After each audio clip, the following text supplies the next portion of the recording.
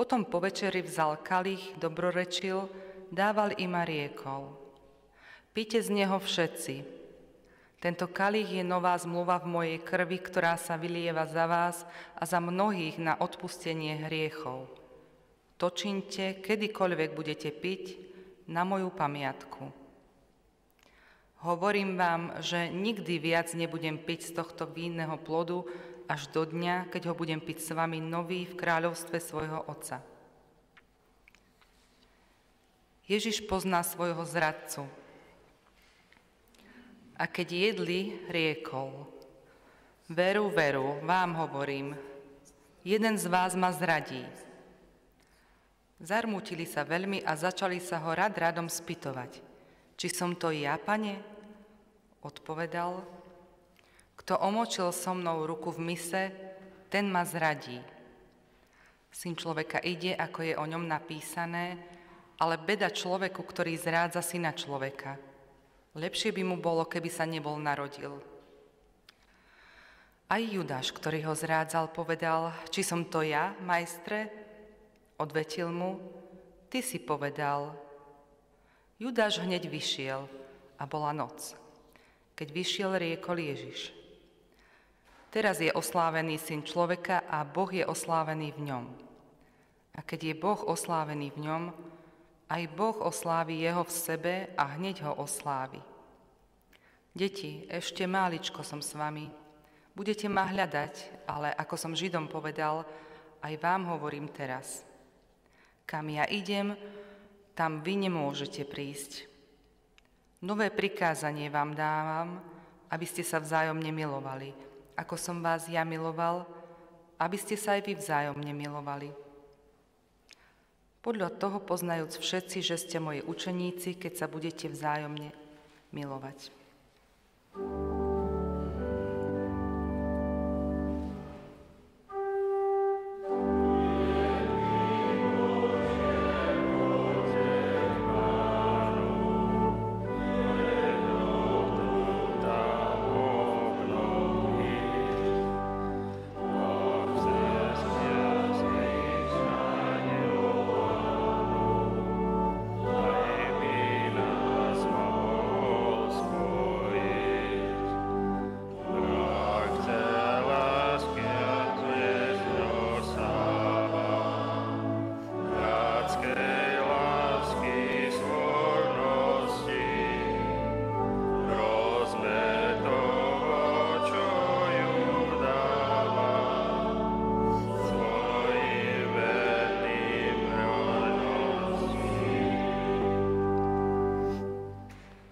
Učeníci sa pohoršia a rozprchnú. Potom zaspievali pieseň a vyšli na vrch Olivový. Vtedy im povedal Ježiš: Vy všetci sa pohoršíte na mne tejto noci, lebo je napísané: Budem piť pastiera, rozprchnú sa ovce stáda. Ale po svojom vzkriesení predídem vás do Galilei. Odpovedal mu Peter: Ak sa všetci pohoršia na tebe, ja sa nikdy nepohorším. Ježiš mu riekol: Veru ti hovorím, že tejto noci skôr ako kohút zaspieva 3 razy, ma zaprieš.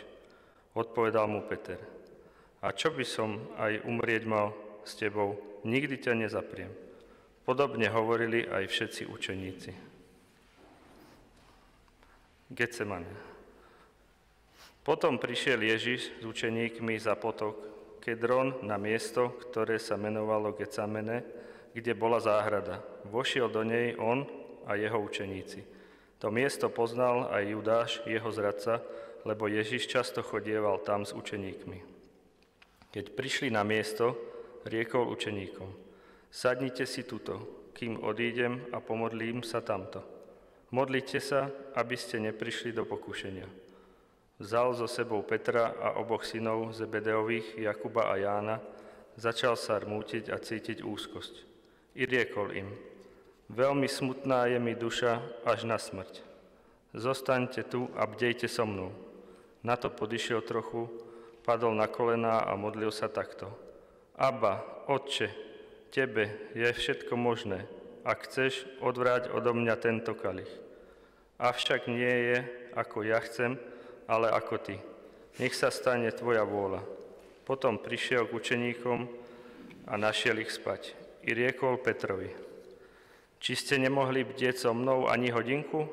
Bdejte a modlite sa, aby ste neprišli do pokušenia. Duch je síce hotový, ale telo slabé.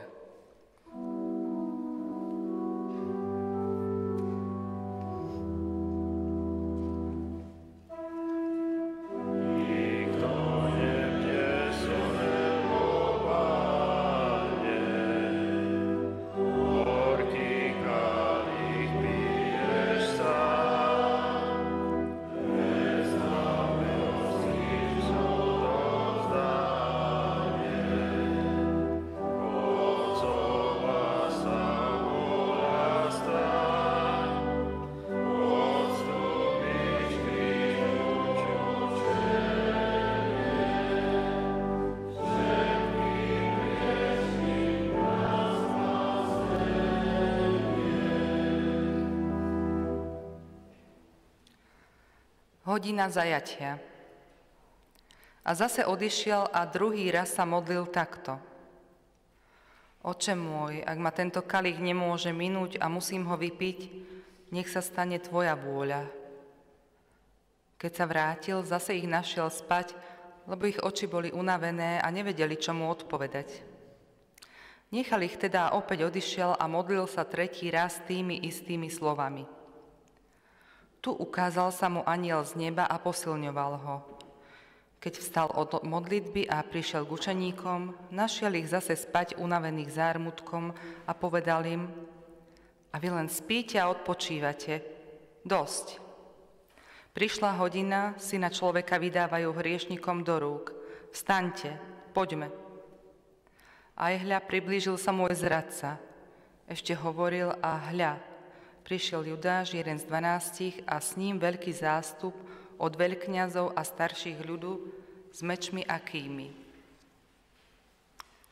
Ježiš v rukách nepriateľov. Jeho zradca bol s nimi dohovorený.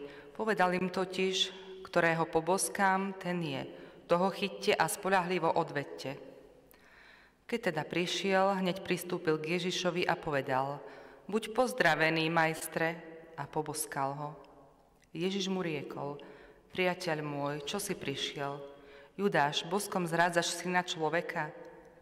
Keď tí, čo boli okolo neho, videli, čo sa chystá, spýtali sa: Pane, či udrieť mečom? A jeden z nich tasil meč, udrel veľkňazovho sluhu a odťal mu ucho. Ježiš mu riekol: Vlož svoj meč do pošvy, lebo všetci, čo berú meč, mečom zahynú. Či nemám piť z kalicha, ktorý mi dal Otec? Či sa nazdáva, že by som nemohol prosiť Otca a poslal by mi hneď viac ako 12 plukov anielov? Ale ako by sa potom naplnili písma, že sa musí tak stať? Na to dotkol sa mu ucha a uzdravil ho. Vtedy pristúpili, položili ruky na Ježiša a zlapali ho. V tú hodinu riekol Ježiš zástupom: Ako na Lotra vyšli ste s mečmi a kýjmi, aby ste ma zajali. Býval som deň po deň medzi vami. Sedával som v chráme a učil a nezlapali ste ma. To je tá vaša hodina a moc tmy. Ale toto všetko sa stalo, aby sa naplnili prorocké písma. Vtedy ho všetci učeníci opustili a utiekli.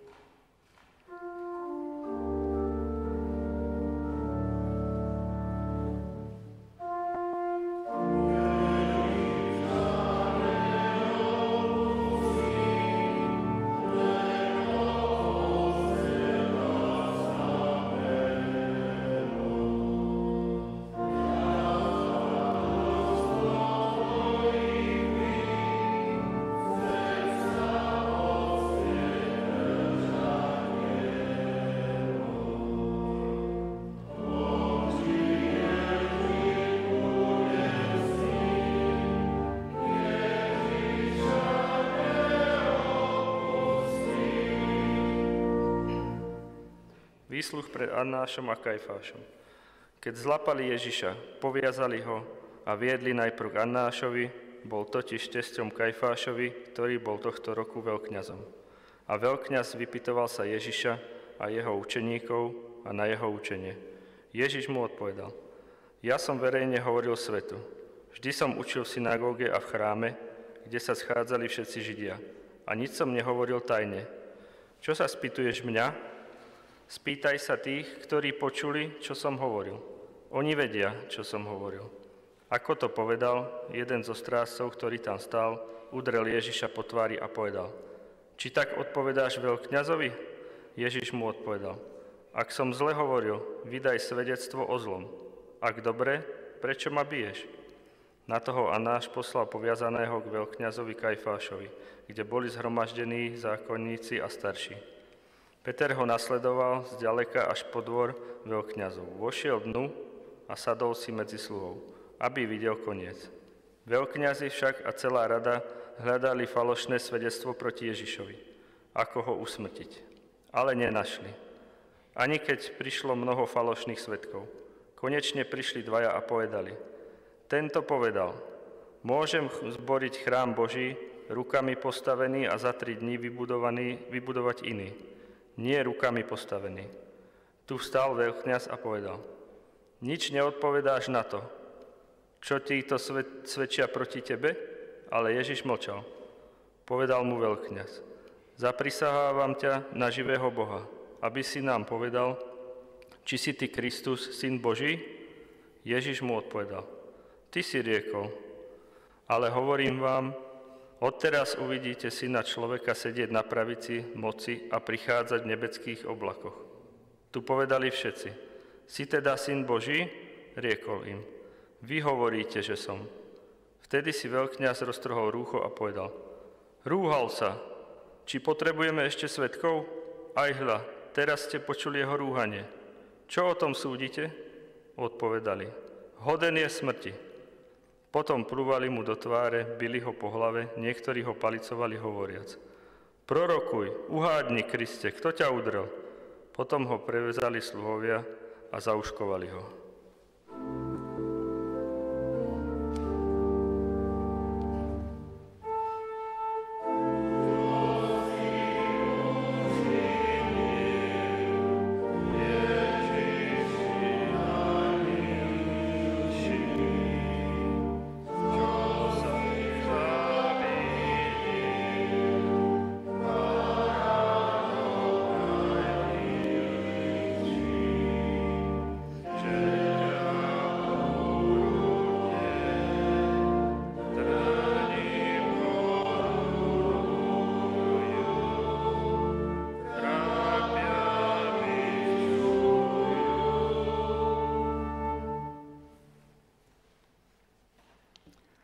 Peter zapiera Ježiša. Peter však sedel von na dvore i prišla k nemu služobná dievka a povedala: I ty si bol s Ježišom Galilejským. On však zaprel pred všetkými a odpovedal: Neviem, čo hovoríš.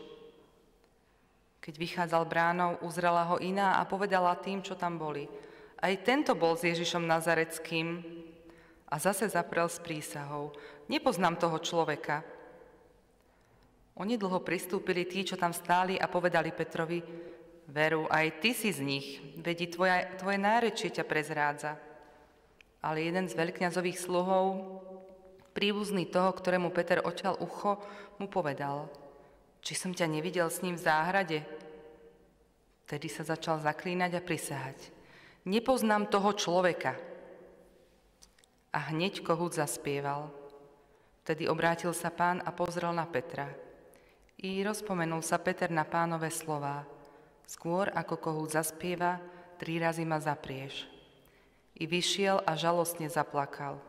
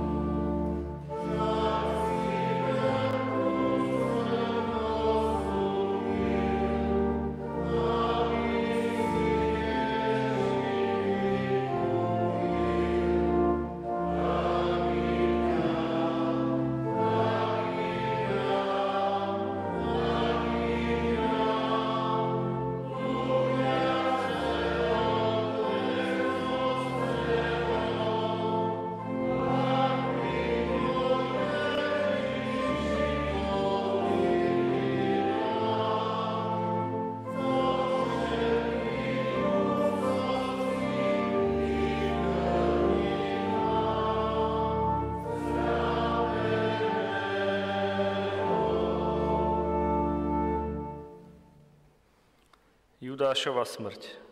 Keď Judáš, jeho zradca, videl, že ho odsúdili, rozľútostený vrátil kňazom a starším 30 strieborných a povedal: Zhrešil som, zradiac krv nevinnú. Ale oni mu odpovedali: Čo nás do toho? To je tvoja vec. Hodil teda strieborné peniaze do chrámu a vzdialil sa. Potom odišiel a obesil sa. A veľkňazi vzali peniaze a povedali: Nesmieme ich vložiť do chrámovej pokladnice, lebo je to odmena za krv. Poradili sa teda a kúpili za ne hrnčiarovo pole na pohrebisko pre cudzincov. Preto sa to pole až podnes volá polom krvi. Vtedy sa splnilo, čo predpovedal prorok Jeremiáš. I vzali 30 strieborných, cenu predaného, ktorého natoľko ocenili niektorí zo synov Izraela, a dali ich za hrnčiarovo pole.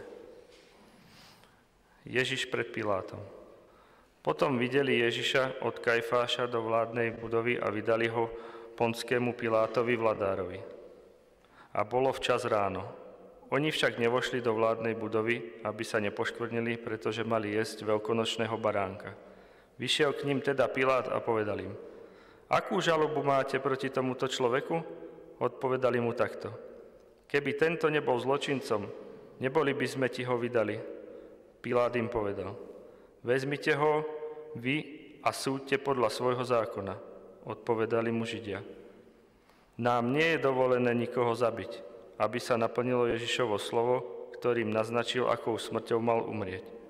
A začali žalovať na neho. Tohto sme pristihli, ako prevracal náš národ, zakazoval dávať dane cisárovi a hovoril o sebe, že je Kristus král.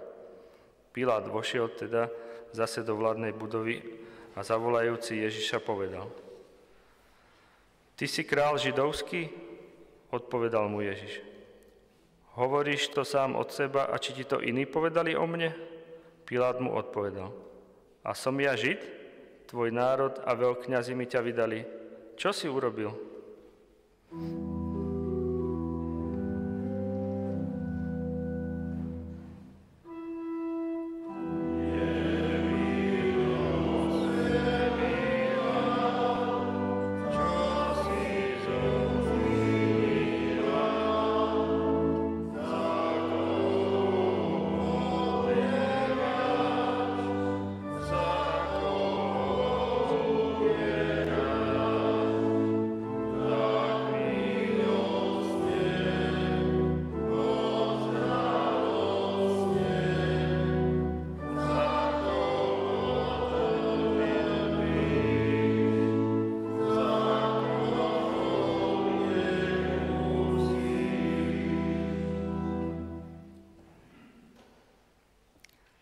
Ľud žiada prepustiť Barabáša. Ježiš odpovedal: Moje kráľovstvo nie je z tohto sveta. Keby moje kráľovstvo bolo z tohto sveta, moji služobníci by sa za mňa bili, aby som nebol vydaný Židom. Ale moje kráľovstvo nie je odtiaľto. Spýtal sa ho teda Pilát: Tak predsa si kráľ? Odpovedal Ježiš: Ty hovoríš, že som kráľ? Ja som sa na to narodil a na to som prišiel na svet, aby som vydal svedectvo pravde. Každý, kto je z pravdy, čuje môj hlas. Pilát mu povedal: Čo je pravda? Ako to povedal, vyšiel zase k Židom a riekol im: Ja nenachádzam na ňom viny. A keď veľkňazi a starší žalovali na neho, nič neodpovedal. Vtedy povedal Pilát: Nepočuješ, čo všetko svedčia proti tebe? Ale Ježiš mu neodpovedal ani na jedno slovo, takže sa vladár veľmi divil. Vladár mal obyčaj prepustiť davu na sviatok jedného väzňa, ktorého si vyžiadali. Mali práve povestného väzňa, ktorý sa menoval Barabáš. Bol to lotor uväznený s povstalcami za akúsi vzburu v meste a za vraždu. Zástup sa valil hore k Pilátovi a začal ho žiadať o to, čo im robieval. Pilát im odpovedal: Ktorého si žiadate, aby som vám prepustil? Barabáša a či Ježiša, ktorý sa menuje Kristus? Lebo vedel, že ho vydali zo závisti. Veľkňazi a starší však naviedli zástupy, aby žiadali Barabáša a zahubili Ježiša. Keď sa ich spýtal vladár: Ktorého chcete z tých dvoch, aby som vám prepustil? Všetci skríkli. Barabáša. Povedal im Pilát. Čo teda urobím s Ježišom, ktorý sa menuje Kristus? Odpovedali všetci. Ukrižuj ho. On im však po tretí raz povedal. Ale čo zlého urobil tento? Nenašiel som na ňom viny, pre ktorú by zasluhoval smrť. Preto potrescem ho a prepustím. Ale oni tým hlasnejšie volali. Ukrižuj ho.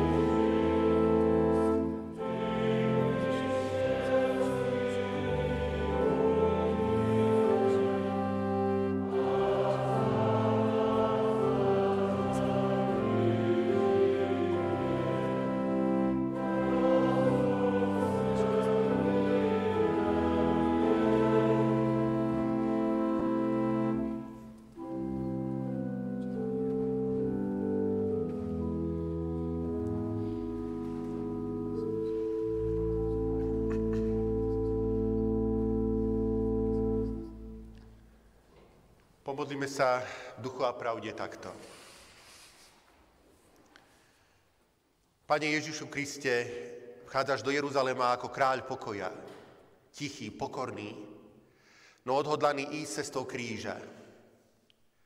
Dnes si pripomíname tvoju odvahu, aj odvahu tých, ktorí ťa nasledujú a nasledovali až do tmy. Ďakujeme ti aj za Dietricha Bonhoeffera a za jeho svedectvo viery. Prosíme, otvor naše srdcia, aby sme sa ani my nebáli niesť tvoj kríž. Nie vo veľkých slovách, ale v každodennej vernosti a pravde. Amen. Bratia a sestry, vypočujte si slovo Božie, ktoré je napísané v Evanjeliu podľa Matúša v 13. kapitole, verše 24. až 30. Predložil im Ježiš iné podobenstvo. Podobné je kráľovstvo nebeské človeku, ktorý zasial dobré semeno na svojom poli. Ale keď ľudia spali, prišiel jeho nepriateľ, nasial kúkoľ medzi pšenicu a odišiel. Keď siatina vyrástla a vyklasila sa, ukázal sa aj kúkoľ. Sluhovia prišli k hospodárovi a povedali mu: Pane, či si ty nezasial dobré semeno na svojom poli? Kde sa teda vzal kúkoľ? Odpovedal im: Človek, nepriateľ, to urobil. Opýtali sa sluhovia, či teda chceš, aby sme ho šli povytrhať? On odpovedal: Nie. Aby ste pri vytrhávaní kúkoľa nevytrhali s ním nejako aj pšenicu. Nechajte, nech oboje rastie spolu až do žatvy. A keď príde žatva, poviem žencom: Povyberajte najprv kúkoľ a zviažte ho do viazaníc na spálenie, ale pšenicu mi zhromaždite do stodolí. Blahoslavení sú všetci, ktorí slovo Božie počúvajú a vo svojich srdciach i životoch ho zachovávajú. Amen.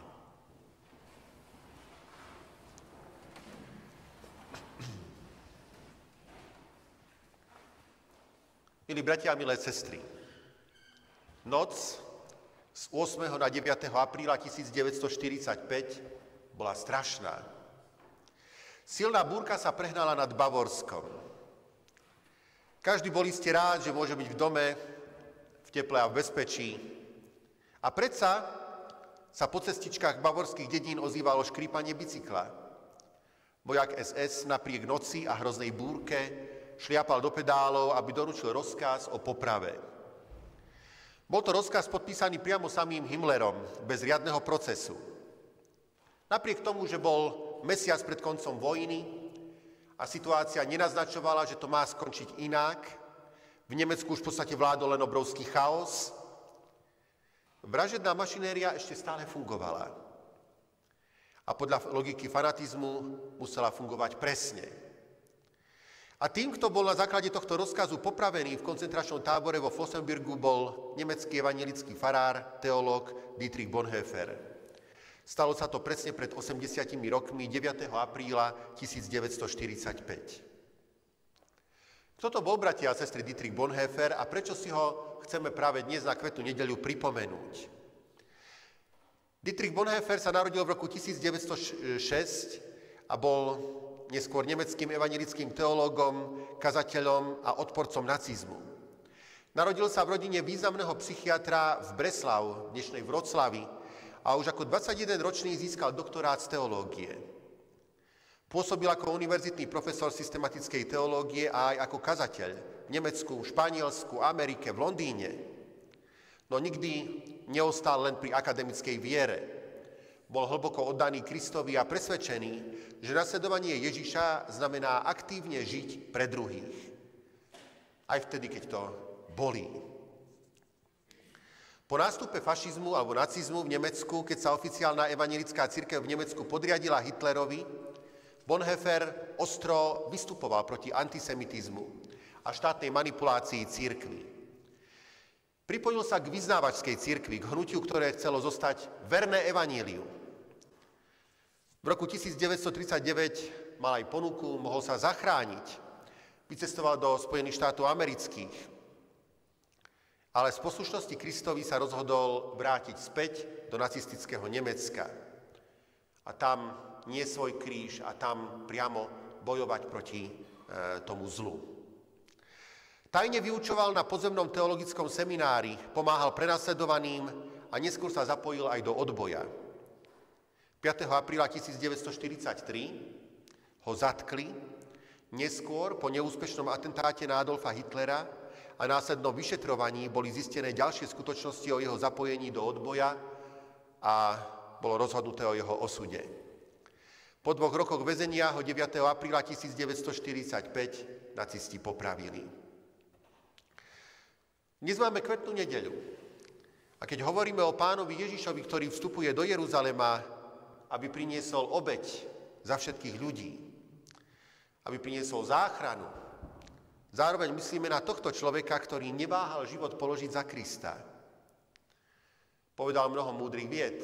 Okrem iného napríklad hovoril aj toto. Keď Kristus niekoho volá, volá ho, aby prišiel a zomrel.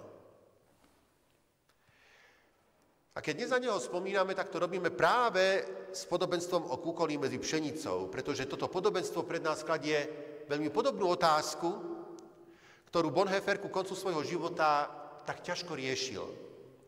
Ako sa vyrovnať so zlom? Najmä keď sa objaví v našom vlastnom kruhu. Smie sa proti nemu bojovať? Je to povinnosť? A ako máme dnes reagovať, keď dôjde k hlbokým konfliktom uprostred cirkevného spoločenstva? Keď tí, s ktorými chceme kráčať novou cestou, podľahnú nebezpečným myšlienkam a začnú podľa nich konať. To môže byť situácia v nemeckej evanjelickej cirkvi pod Hitlerom, kedy sa väčšinová cirkev nekriticky pridala na Hitlerovú stranu a prekrúcaním evanjelia schvaľovala jeho politiku. Ale rovnako takto môžu byť situácie, keď sa možno prehliada v cirkvi hriech, zrieďuje sa evanjelium, keď prestávame byť soľou zeme a svetlom sveta, ale skôr dbáme len na svoje pohodlie a bezpečnosť. Isté, že sú to situácie, ktoré nie sú jednoznačné. Neplatí tu sú dobrí a tam sú zlí. Skôr máme pred sebou obraz práve tak ako v tom podobenstve. Obrovské, vlniace sa pole rastúcej pšenice.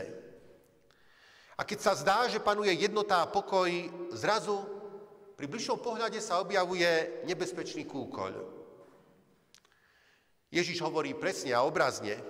Hovorí totiž o burine, ktorá sa na pšenicu veľmi podobá. Takzvaný kúkoľ, latinský Iolium temulentum, je tiež nazývaný opojná burina a je to jedovatá rastlina, ktorá skutočne je veľmi podobná pšenici, ale môže celú úrodu zničiť. A aj toto Ježišovo podobenstvo je prekvapujúce. Bežnou praxou v Palestíne bolo, že ak sa niečo takéto objavilo medzi pšenicou, okamžite sa to vytrhávalo. Zároveň však samozrejme to bolo spojené so stratami. Totižto korene kúkoľa sú nebezpečné, zvyknú obrastať korene pšenice a pri vytrhávaní sa samozrejme potom poškodzuje aj dobrá úroda. Ako reagovať teda na tendencie, ktoré pokladáme my za zlé a nebezpečné? A Ježiš prekvapuje. Tam, kde by každý očakával okamžitý zásah a odstránenie zla, on hovorí, nechajte to spolu rásť. Sústreďte sa na iné, čo je podstatné. Samozrejme, spomenieme si na kázeň na vrchu.